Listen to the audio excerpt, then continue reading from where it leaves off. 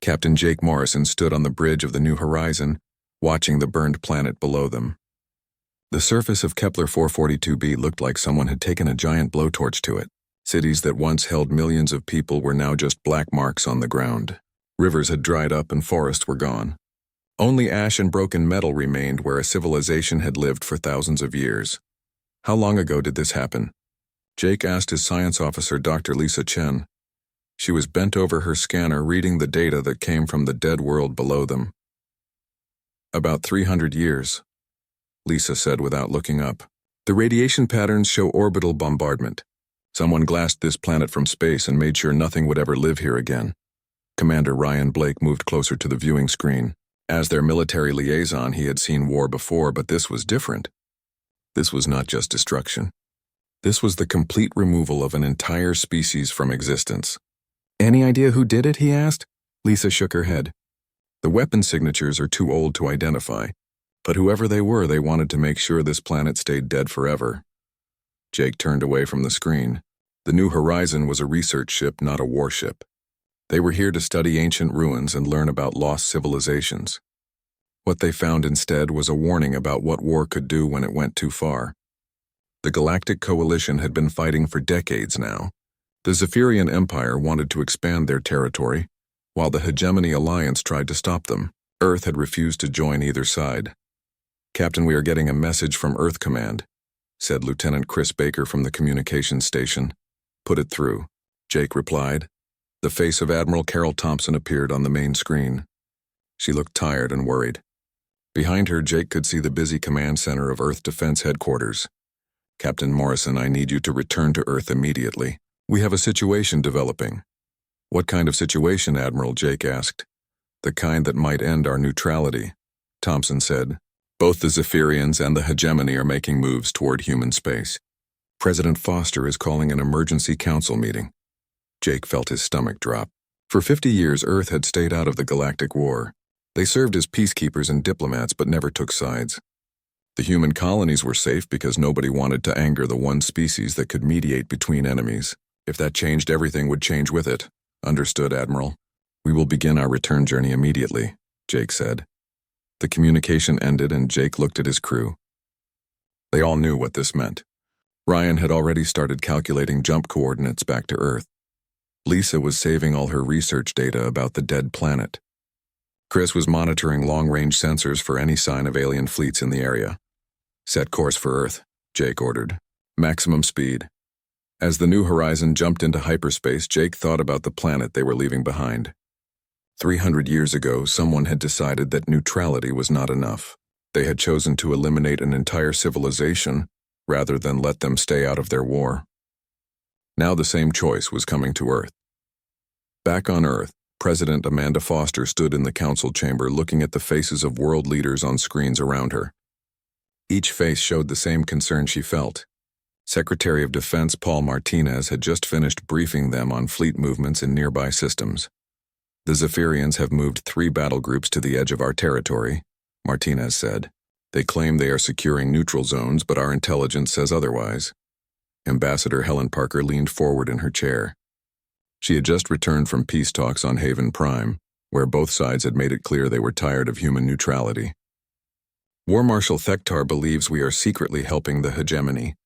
He thinks our technology sharing agreements are actually military aid." "That is ridiculous," said Director Nancy Foster of Earth Intelligence. "Our technology agreements are public record. We share medical and agricultural advances with everyone equally." "The Zephyrians do not see it that way," Helen replied.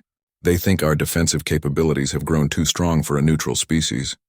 They are starting to view us as a threat." President Foster rubbed her temples. Earth had spent decades building trust with both sides of the Galactic War. Human diplomats had negotiated ceasefires and prisoner exchanges. Human medical teams had treated wounded from both factions. Human traders had maintained supply lines that kept civilian populations fed.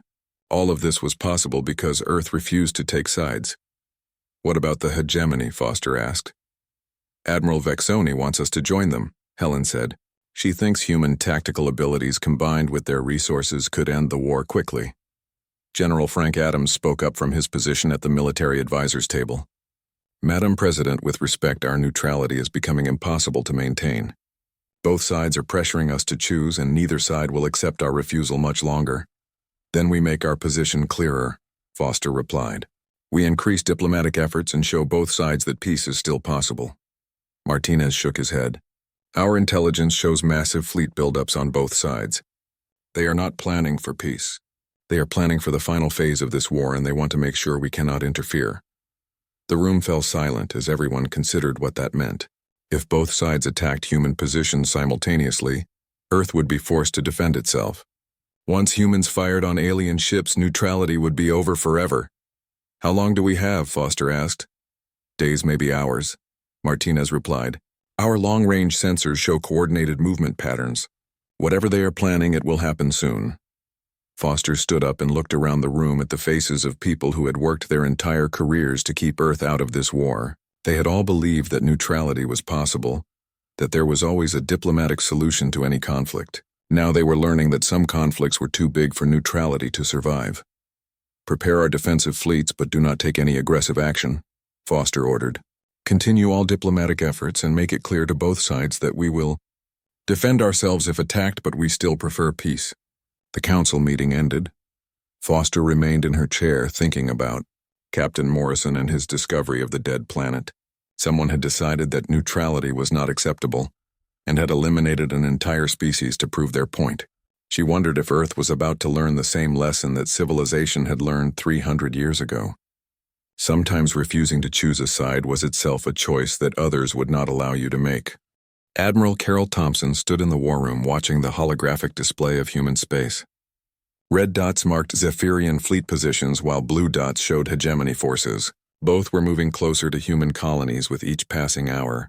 The defensive grid that Earth had spent 50 years building was about to be tested.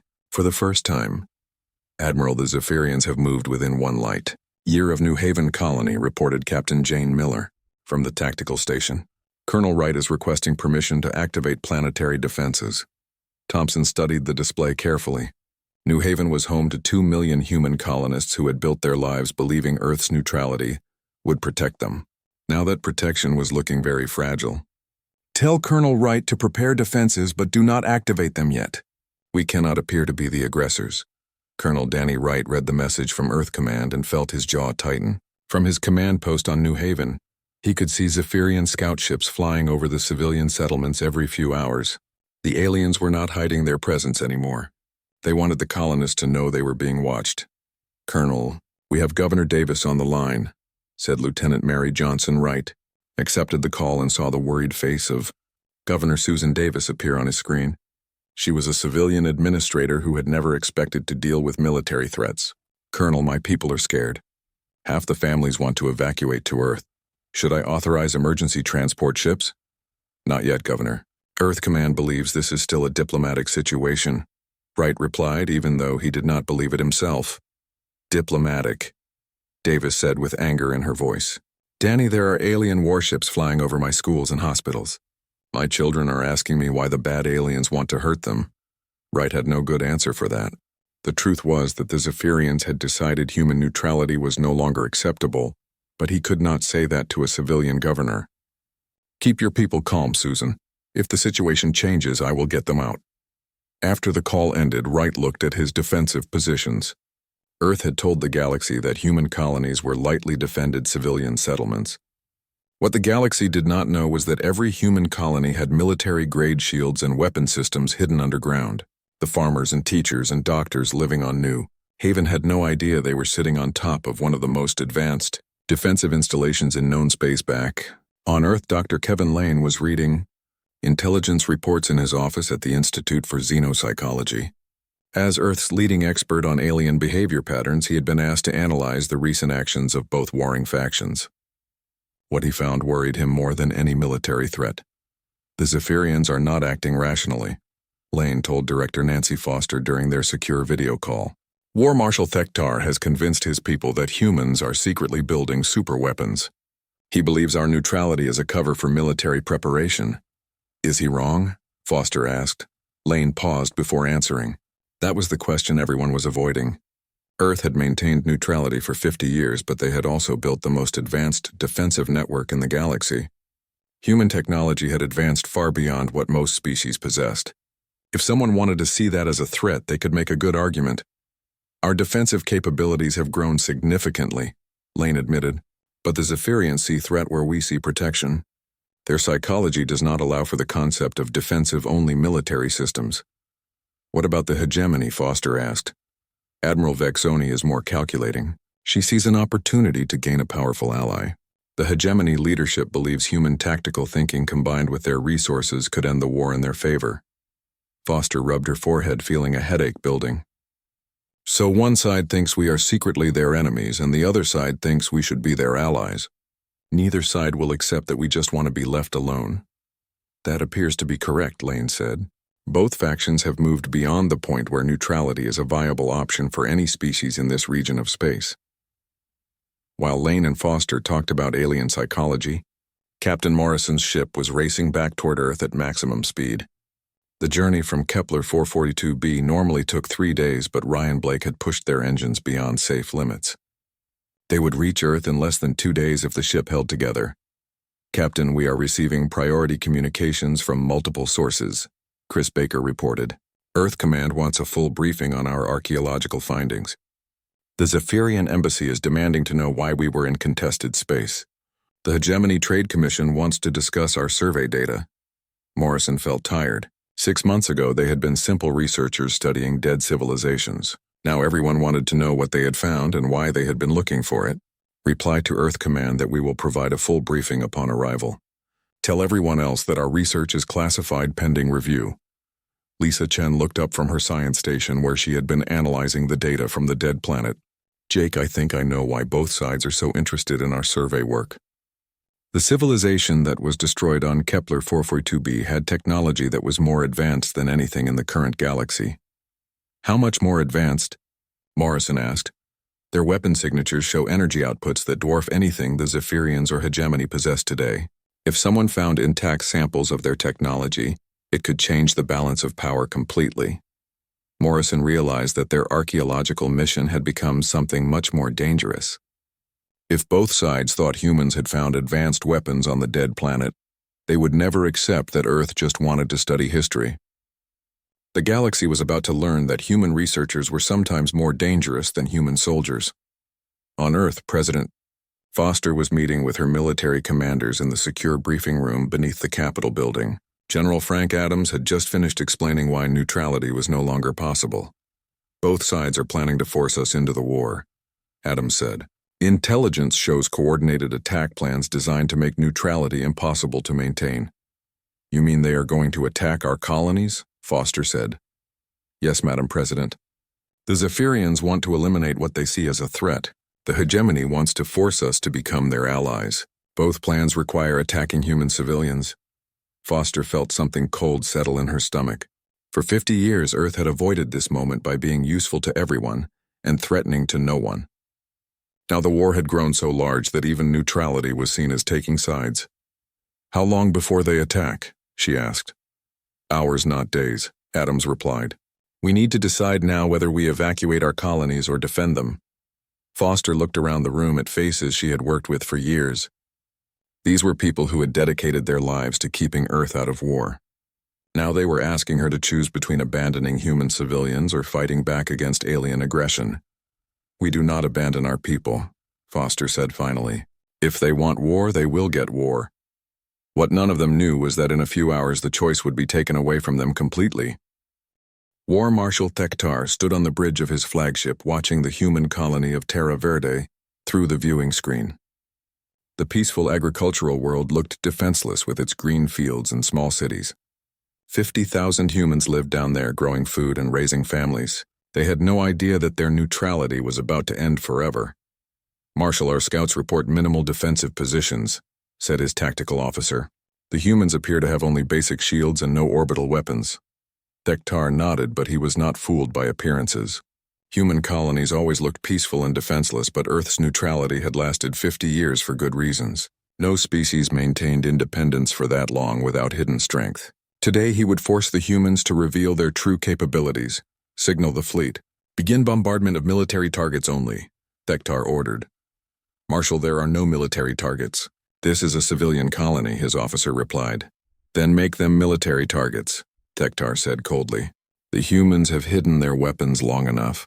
Attack the population centers and force them to defend themselves. On Terra Verde Colony, Administrator Julie Roberts was in her office reviewing crop reports when the attack alarm began screaming. She had never heard that sound before because Terra Verde had never been attacked. The colony's emergency systems had been installed 50 years ago and never used. Administrator, we have incoming ships, her communications officer shouted over the alarm. Zephyrian battle cruisers are moving into attack position. Roberts felt her hands shake as she activated the emergency broadcast system. All citizens, this is Administrator Roberts. We are under attack by alien forces. Proceed immediately to emergency shelters and remain calm. But there was nowhere to run. Terra Verde was an agricultural colony with emergency shelters designed for weather disasters, not military bombardment. The 50,000 people living on the planet had never imagined they would need protection from alien warships. Dr. Peter Wilson was treating patients at the medical center when the first energy blasts hit the city. The building shook and emergency lights began flashing. Through the windows he could see Zephyrian ships firing down at civilian targets. Schools and hospitals and homes were being destroyed while people screamed and ran through the streets. Doctor, we need to evacuate the patients, a nurse shouted. Wilson looked at the patients in his care, including alien refugees from the war who had come to Terra Verde seeking safety. Humans had always treated everyone equally regardless of species.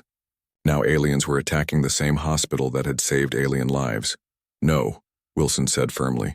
We do not abandon our patients. Continue medical operations and treat anyone who needs help. The bombardment continued for 3 hours. Zephyrian ships targeted anything that looked important, including the communication center and the spaceport. They were not trying to capture the colony, they were trying to destroy it. This was not a military operation. It was a massacre designed to terrorize Earth into submission. Captain Morrison received the distress call from Terra Verde, while his ship was still 2 days away from Earth. The message came through on emergency frequencies, and the voice of Julie Roberts was filled with panic and desperation.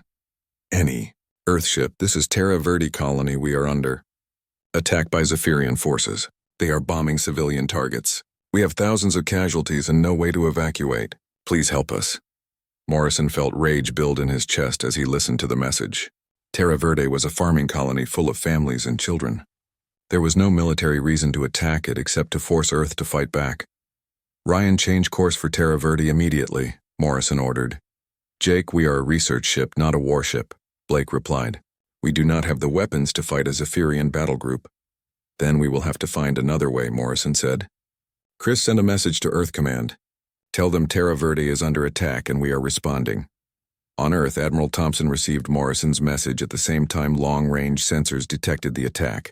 The emergency council meeting was already in session when she burst into the room where President Foster and her advisors were debating response options. Madam President, the Zephyrians have attacked Terra Verde, Thompson announced. 50,000 civilians are under bombardment. The room fell silent as everyone processed what this meant. For 50 years, Earth had maintained neutrality by protecting civilian populations from military action. Now aliens were deliberately targeting human civilians to force a military response. Options, Foster said quietly. General Adams leaned forward. We can have a battle group at Terra Verde in 6 hours. But if we send military ships to defend the colony, we will be declaring war on the Zephyrian Empire. They declared war on us when they started bombing our children, Foster replied. Senator Mary Johnson spoke up from her position at the civilian council table. Madam President, if we respond with military force, we will be dragged into a galactic war that has been going on for decades. Millions of human lives could be lost. 50,000 human lives are being lost right now. Foster shot back. Those people trusted Earth's neutrality to protect them. We cannot abandon them. Director Foster from Earth Intelligence had been quietly reading reports from her agents throughout the galaxy. Madam President, the hegemony is also moving against our positions. Admiral Vexoni has ships approaching the research station Phoenix Base. Foster realized that both sides had coordinated their attacks to happen simultaneously. This was not about Terra Verde or Phoenix Base. This was about forcing Earth to choose sides in a war they had avoided for 50 years. Signal all Earth Defense Forces, Foster ordered. Any attack on human civilians will be met with immediate military response. Thompson nodded and began giving orders to her fleet commanders. But she knew it was too late for Terra Verde. The colony was being destroyed while Earth's nearest ships were hours away. Captain Morrison's ship reached Terra Verde as the bombardment was ending. The Zephyrian fleet had pulled back after destroying most of the major population centers. What had been a thriving agricultural colony was now burning ruins and refugee camps. Jake, the death toll is massive, Lisa Chen reported as she scanned the surface. At least 15,000 dead and twice that many wounded. Morrison looked at the ruins of Terra Verde and felt something change inside him. For 6 months he had been studying dead civilizations and wondering what kind of people could destroy entire worlds. Now he knew they were the same kind of people who would attack civilian colonies to make a political point. Begin emergency evacuation of survivors, Morrison ordered, and send a message to Earth Command. Tell them the New Horizon is no longer a research vessel. Blake looked at his captain with concern. Jake, what are you saying? I am saying that neutrality just died with those civilians down there, Morrison replied. The Zephyrians wanted to force us into this war and they succeeded. Now they are going to learn why Earth stayed neutral for 50 years. What Morrison did not know was that hidden systems throughout his ship were already activating. The New Horizon had never been just a research vessel. It had been a deep reconnaissance ship designed to study alien military capabilities. Now those capabilities would be put to their intended use. President Foster stood before the Global Assembly with the images of Terra Verde burning behind her. Representatives from every nation on Earth watched as she prepared to speak words that would change human history forever. For 50 years, Earth has chosen peace over war, Foster said. We believed that neutrality and diplomacy could solve any conflict. We were wrong. Today, alien forces attacked our civilians to force us into their war. They succeeded. Foster paused and looked directly into the camera that would broadcast her words across the galaxy. Earth sought peace. We offered neutrality. We protected the innocent. You chose to murder our children. War it is. Admiral Carol Thompson stood in the command center watching as Earth's hidden military awakened for the first time in 50 years. Across the galaxy, ships that had pretended to be cargo haulers and research vessels were revealing their true nature. The transformation was swift and terrifying. Admiral, all stealth systems are online, reported Captain Jane Miller. The fleet is ready for Operation Silent Thunder. Thompson nodded as she watched the tactical display change from defensive positions to attack formations. For 50 years, Earth had built what appeared to be a peaceful exploration fleet. What the galaxy did not know was that every human ship carried weapons that could destroy entire battle groups. Signal Captain Morrison, Thompson ordered. His ship is closest to the Zephyrian staging area.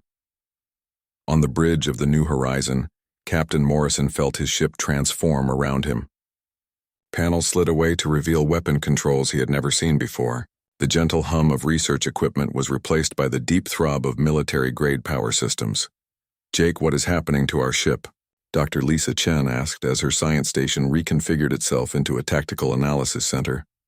The New Horizon was never just a research vessel, Morrison replied as classified information flooded his command screens. We have been gathering intelligence on alien military capabilities for 6 months. Now we are going to use that intelligence. Commander Ryan Blake watched in amazement as weapon systems deployed from hidden compartments throughout the ship. The New Horizon now carried more firepower than most alien battle cruisers, and it was completely invisible to enemy sensors. Stealth field is active, Blake reported. We are approaching the Zephyrian fleet and they cannot see us. War Marshal Thektar was celebrating the successful attack on Terra Verde when his fleet began disappearing from his tactical screens. Ships that had been in formation just moments before were simply gone. No explosions, no debris, just empty space where battle cruisers had been. What is happening? Thektar demanded from his bridge crew. Unknown, sir, his tactical officer replied with fear in his voice. Our ships are being destroyed by weapons we cannot detect. The attackers are completely invisible. That is impossible, Thektar said, but even as he spoke, another ship vanished from his screens. Human ships do not have that technology. What Thektar did not understand was that human ships had always possessed that technology. Earth had spent 50 years studying every alien weapon system and defense grid in the galaxy. When humans finally chose to fight, they knew exactly how to defeat every enemy they faced. Captain Morrison watched through his stealth field as Zephyrian ships tried desperately to locate their attackers.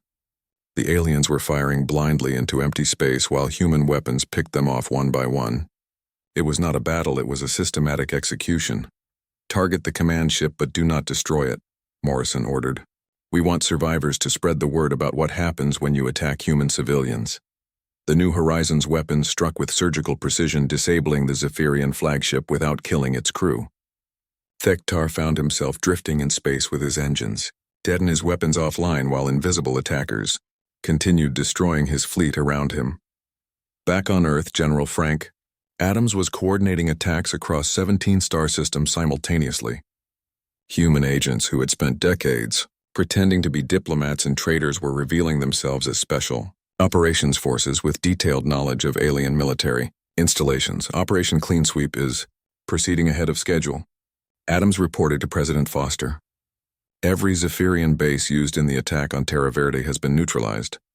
Foster watched the tactical displays showing human forces striking with devastating efficiency. She felt no satisfaction in the destruction, only grim determination to protect human civilians from future attacks. "What about the hegemony?" Foster asked.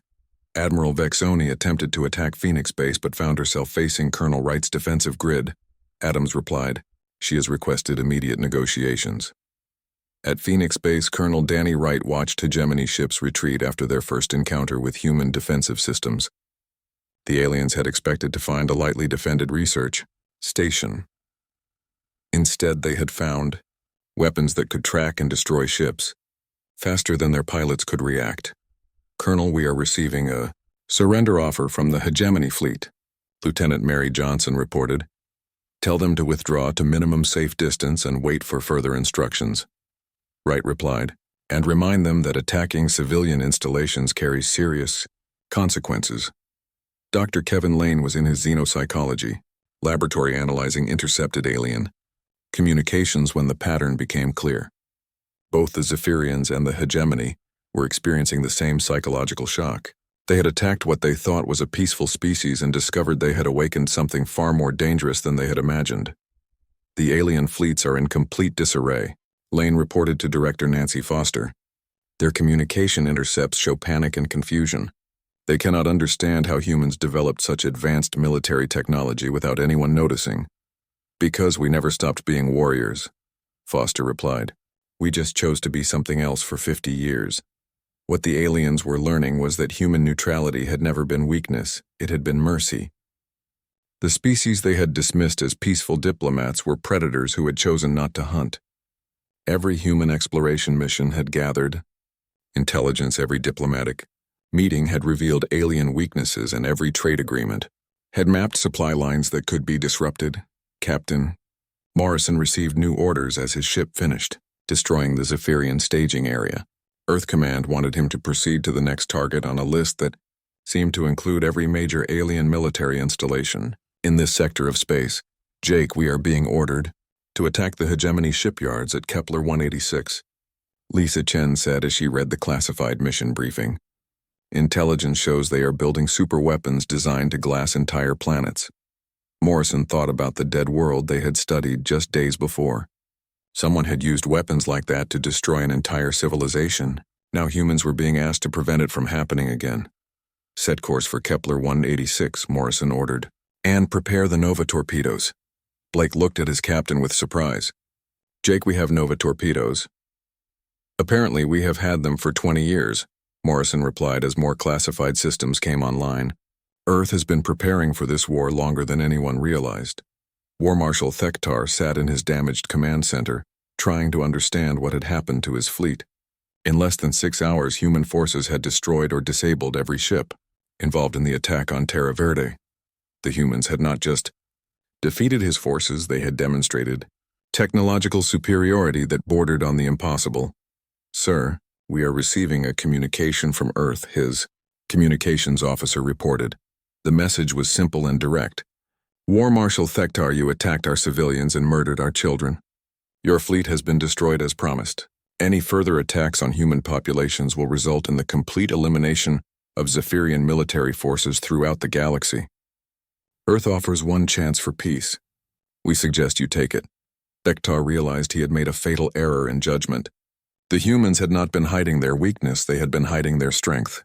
For 50 years, Earth had chosen diplomacy over warfare, not because they were unable to fight, but because they were too dangerous to be allowed to fight.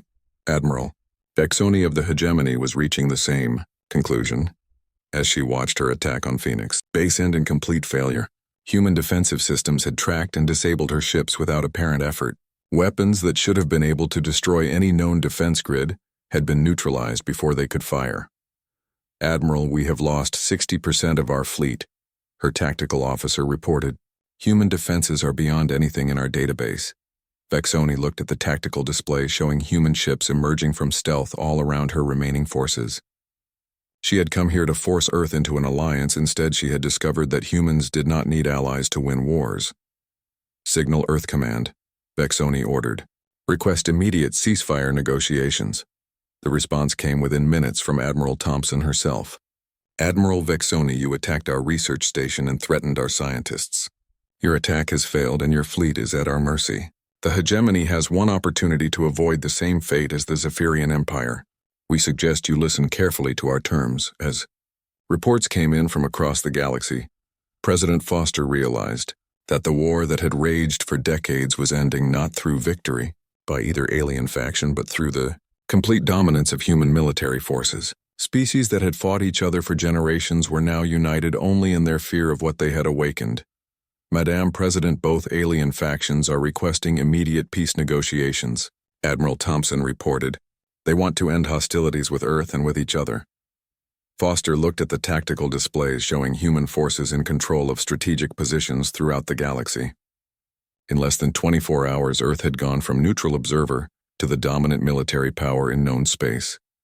Schedule the negotiations, Foster said, but make it clear that any future attacks on civilians by any species will result in immediate.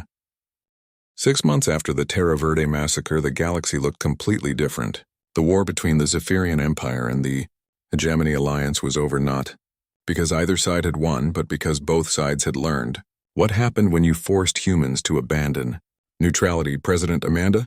Foster stood at the podium in the new Galactic Assembly Hall, built on the memorial site where Terra Verde had once been. Representatives from every known species sat in the audience, including the ones who had ordered attacks on human civilians. The irony was not lost on anyone that peace talks were being held where the war had truly begun. The Terran Protectorate now encompasses 47 star systems, Foster announced to the assembly. Any species, any faction, any government that threatens civilian populations in these systems will face immediate response from Earth Defense Forces. Former War Marshal Thektar sat in the section reserved for defeated military leaders, listening to words he would have called impossible just months before. He had been stripped of rank and position by his own people, who blamed him for bringing human wrath down upon the Zephyrian Empire. Now he served as a reminder of what happened when someone underestimated Earth. The humans were never weak, Thektar had written in his final report to the Zephyrian Council. They chose peace because they were too strong for war. We forced them to show us why they had remained neutral for 50 years. We learned too late that their mercy was the only thing protecting us from their strength, Admiral. Carol Thompson walked through the command center of the new Earth Defense Headquarters built in orbit around Terra Verde. The memorial planet below served as both a cemetery for the civilians who had died and a training center for the new galactic peacekeeping force. Every alien military officer now had to complete courses in human military ethics before being allowed to command ships. Admiral, we have reports of a border dispute between the Corvan Republic and the Altarian Federation, reported Captain Jane Miller. Both sides are requesting Earth mediation. Deploy Peacekeeping Squadron 7, Thompson ordered. And remind both sides that territorial disputes are not solved by threatening civilian populations. The message was unnecessary. Every species in the galaxy now knew that attacking civilians would bring swift and overwhelming response from human forces. The lesson of Terra Verde had been taught so thoroughly that even mentioning civilian targets in military planning was considered career suicide for alien officers. Captain, Morrison now held the rank of admiral and commanded the memorial fleet that patrolled the Terra Verde system. His ship, the New Horizon, had been renamed the Silent Thunder, in honor of the operation that had ended the Galactic War. Every day he looked down at the memorial gardens where 50,000 names were carved in stone. "Admiral, we have a delegation from the Zephyrian Youth Movement, requesting permission to visit the memorial," reported. Commander Blake, who had remained as Morrison's executive officer. "Permission granted," Morrison replied. "Schedule them for the standard tour and make sure they understand what they are seeing." The memorial tours had become mandatory for young aliens from both former warring factions. They would walk through the gardens reading the names of human children who had died in the bombardment and listen to recordings of the final messages sent by families as their cities burned. The tours always ended at the wall where President Foster's declaration of war was inscribed in every known language. Dr. Lisa Chen had left her position as a research scientist to become director of the Interspecies Medical Exchange. Her job was to ensure that the medical advances humans had shared during their neutral years continued to benefit all species. But her real purpose was to make sure no one ever again developed biological weapons that could threaten civilian populations. The Hegemony Research Facility on Proxima Centauri has submitted their quarterly report, Chen told her staff during the daily briefing. All biological research programs are within acceptable parameters. What Chen did not mention was that human monitoring systems could detect any attempt to weaponize biological research within hours of it beginning. Earth had learned from studying the dead planet that some civilizations had been destroyed by diseases designed to kill entire species. That would never happen again as long as humans were watching. Former Admiral Vexoni of the Hegemony now served as liaison between her people and the Terran Protectorate. She had been one of the few alien leaders to understand immediately what Earth's military response meant for the future of galactic politics. Her quick surrender and cooperation had saved the Hegemony from the complete destruction that had befallen the Zephyrian military. "The humans fight like they think," Vexoni had told the Hegemony Council after her defeat. "They study their enemies for decades before striking once with overwhelming force. They did not just defeat our fleet, they demonstrated that they could have destroyed every ship in the Hegemony if they had chosen to do so." Dr. Kevin Lane now ran the Institute for Galactic Psychology, where alien leaders came to learn about human decision-making processes. The most popular course was titled Understanding Human Restraint, which explained why Earth had chosen neutrality for 50 years, and what had finally forced them to abandon it. Human psychology is based on protection of group members, especially the young and defenseless, Lane explained to a class of former military officers. When you attacked Terra Verde, you violated the fundamental principle that makes human society function. You turned protectors into predators. General Frank Adams commanded the new Galactic Defense Force, which included volunteer units from every major species. The aliens who had once fought each other now trained together under human leadership to maintain the peace that Earth had imposed through force. "Remember that our job is to prevent wars, not win them," Adams told his Mixed Species Officer Corps. "Humans spent 50 years proving that peace was possible. We spent one day proving that war was not worth the cost." Colonel Danny Wright had been promoted to general and now oversaw the defense of all human colonies. The colonies that had once appeared defenseless were now revealed as fortified positions that could resist any conceivable attack, but more importantly, they served as safe havens for refugees from any species fleeing conflict. New Haven Colony is reporting 3,000 new arrivals this month, Wright told Governor Susan Davis during their weekly security briefing. Mostly families from border regions who want to live somewhere they know their children will be safe. Davis smiled as she looked at reports showing aliens and humans working together in her colony. "Funny how attacking us made us the safest place in the galaxy for everyone else," President Foster stood at the window of her office looking down at the memorial gardens where children from dozens of species played together under the protection of human guards. The peace she had imposed through force was holding, but she knew it. "Required constant vigilance, Madame. President, the 5th anniversary ceremony is ready to begin," her aide announced. Foster walked to the podium where representatives from every known species waited to hear her annual address. The words she would speak today were the same ones she spoke every year, but they never lost their power. 5 years ago, alien forces attacked our civilians to force us into their war. Foster said, looking directly at the former enemies now sitting in the front rows. They succeeded in ending our neutrality but failed to understand what they were unleashing. Today we remember not just the 50,000 humans who died at Terra Verde, but the millions of lives saved by the peace their sacrifice made possible. The ceremony ended, as it always did, with a moment of silence for the dead, followed by the reading of Earth's new fundamental law. The protection of civilian populations from military action is the foundation of civilized society. Any violation of this principle will be met with immediate and overwhelming response regardless of the species or government responsible. As the assembly dispersed, Foster remained at the podium thinking about the lesson the galaxy had learned. Humanity's greatest strength had never been their technology or their tactics, it had been their choice to protect rather than destroy. When that choice was taken away from them, the galaxy discovered that peaceful species could be the most dangerous. Enemies of all the children playing in the memorial gardens below represented the future that Terra Verde's sacrifice had made possible.